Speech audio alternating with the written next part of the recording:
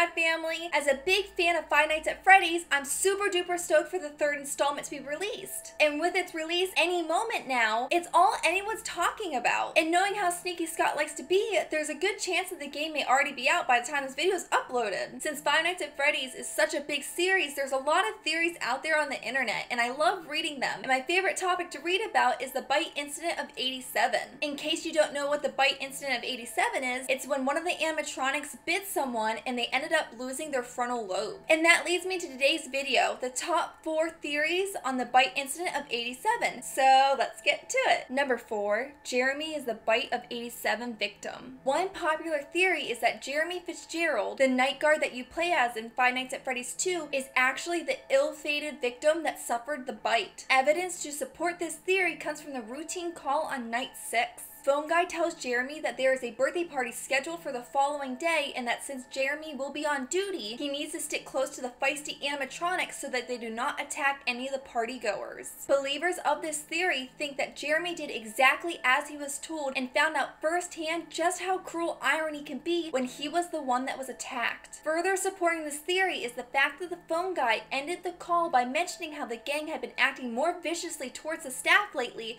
and that they had possibly been tampered with.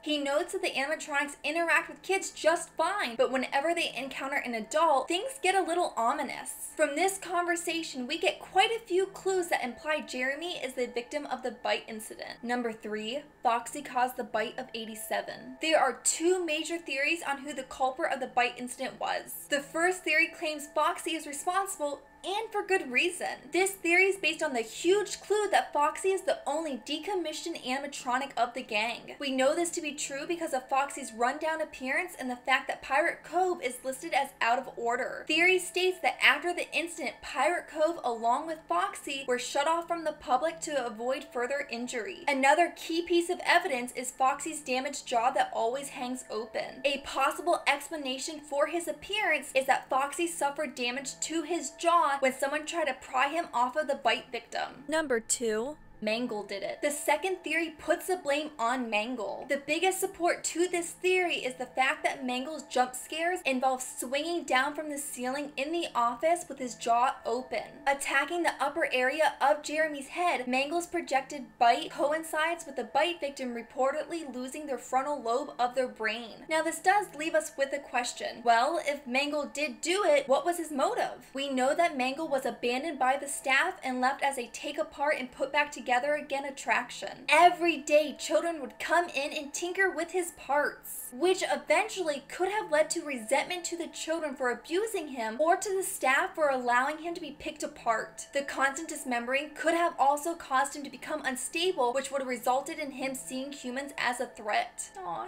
now I kind of feel bad for him. Number 1, Mike is the brain damage victim of Foxy. So we already covered one theory on who could have been the possible victim of the bite, and we've also went over the idea that Foxy was the perpetrator. This next theory is going to be a bit of a mashup of the two, but with a switch out. Wait, does that make any sense? Anyway, for this next theory to make any sense at all, we have to go in assuming that the bite victim was actually a child that attended the birthday party. Some fans believe that the poor guy that lost part of his brain was actually Mike, aka the security guard from the first Five Nights at Freddy's, and that it was caused by the one and only Foxy. Creators of this theory have some pretty supporting evidence. The first piece of evidence is that the bite of '87 was originally brought up during one of the nightly phone calls, and the phone guy says the victim actually lived after losing part of their brain. This theory ties into the idea that Foxy is the one that did the biting because of his disuse, unhinged jaw, and his ridiculously sharp teeth. Apparently, one of the symptoms of severe frontal lobe damage is the inability to gauge risk, which would explain why he's working at Freddy's,